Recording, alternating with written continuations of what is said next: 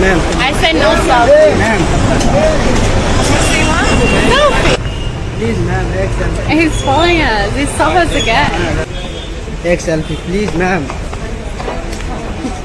2 second नहीं लगेंगे एक selfie. Really annoying. Ma'am. No, go away. एक please, ma'am. Ma'am. एक फोटो खिंचा दो. Ma'am, इतना रिक्वेस्ट के चलते. Should I call the police on एक you? Photo ma'am. No. Ma'am. Just go away. Bye. ये कोई फॉरेनर लेडीज है, औरत है जो हिंदुस्तान आई है घूमने फिरने के लिए. इसे यूट्यूब पर ताजमहल बहुत अच्छा लगा, इसे बहुत ही अच्छा लगा रेड फोर्ट और राजस्थान के किले. लेकिन इसे ये नहीं पता था कि वहाँ एक जंगली जाति रहती है, जंगली धर्म के लोग रहते हैं. तो ये बंदा जंगली जानवर उसके पीछे पड़ा हुआ है कि मैं तुम्हारी सेल्फी लेना चाहता हूँ. इस एक वीडियो के चलते ये वीडियो इतनी वायरल हुई है दुनिया में, हद से ज़्यादा यूरोपियन कंट्रियों में. वहाँ के लोग देख करके क्या सोचेंगे अगर तुम्हारी कोई बहन के साथ, तुम्हारी माँ के साथ, तुम्हारी बेटी के साथ, तुम्हारी गर्लफ्रेंड के साथ, अगर तुम्हारी वाइफ के साथ कोई बंदा कहे मुझे सेल्फी लेनी है, तो क्या तुम लेने दोगे? मेरा सवाल है आप लोगों से, नहीं लेने दोगे ना? तो मेरे भाइयों, इंसान बनो, इंसान के बच्चे बनो. क्यों मुल्क की माँ बहन एक कर दिया आप लोगों ने?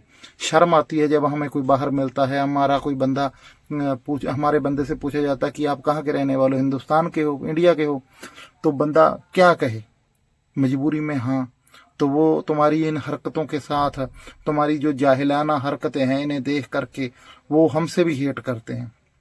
तब हमें कहना पड़ता है कि इंडिया ने पंजाब को ऑक्यूपाइड किया हुआ है, कब्जा किया हुआ है, हम आज़ादी के लिए लड़ रहे हैं, खालिस्तान के लिए लड़ रहे हैं. मेरी बात समझ में आ रही है ना? तो बंदा करे क्या और क्या करे? तुमने कोई इतना खूबसूरत मुल्क तो बनाया नहीं, 10-10 बच्चे पैदा कर लिए और सरकार से आटा दाल लेते हो, तब तुम्हारा पेट भरता है. सालों तुम लोग 2 वक्त का भोजन भी अपने बच्चों को कमा के अपनी मेहनत की खून पसीने से रोटी नहीं खवा सकते. तुम्हें सब्सिडी चाहिए, तुम्हें सरकार से पैसा चाहिए, तुम्हें सिलेंडर फ्री चाहिए. सालों दुनिया भर की सरकार तुम्हें सब्सिडी देती है. देश तरक्की क्या करेगा देश तरक्की जब सरकार तुम्हें इतनी सब्सिडी देती रहेगी? बच्चे पैदा तुम करो और सब्सिडी तुम्हें सरकार दे. तुम्हारे बुजुर्गों को तुम संभाल नहीं सकते, 1500 रुपया सरकार देती है तुम्हारे बुजुर्गों को.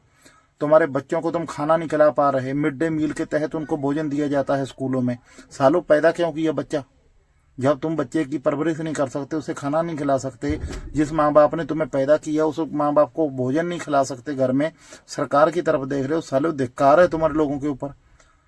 अरे हमारी तरफ देखो, सिख सरदारों की तरफ देखो, हम खुद भी पेट भरते हैं, हमारे औरतें भी खुश रहती हैं. सिखों की कभी औरत देखी है नाराज? बहुत कम केस होंगे, 1-2 का.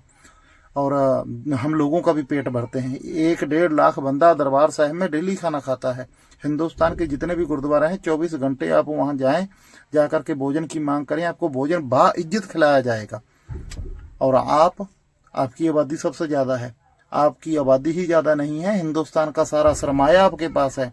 बड़े बड़े, मैं समझता हूँ हिंदुस्तान की जितनी दौलत है वो हमारे सनातनी भाइयों के पास है. 95% दौलत है, 95% दौलत आपके पास है.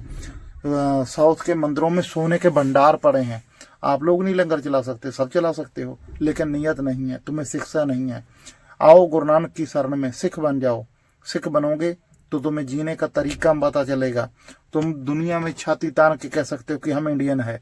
तुम्हें शर्म महसूस करने की जरूरत नहीं पड़ेगी. अगर तुम गुरु नानक के घर के साथ जुड़ जाओ, गुरु नानक के चरणों से जुड़ोगे, तो तुम्हें इज्जत मिलेगी, जिंदगी अच्छे से जी पाओगे और एक अच्छे इंसान बनोगे. इतनी बातें करता हुआ मैं आप सब लोगों को दोबारा सत श्री अकाल, सलाम, नमस्कार.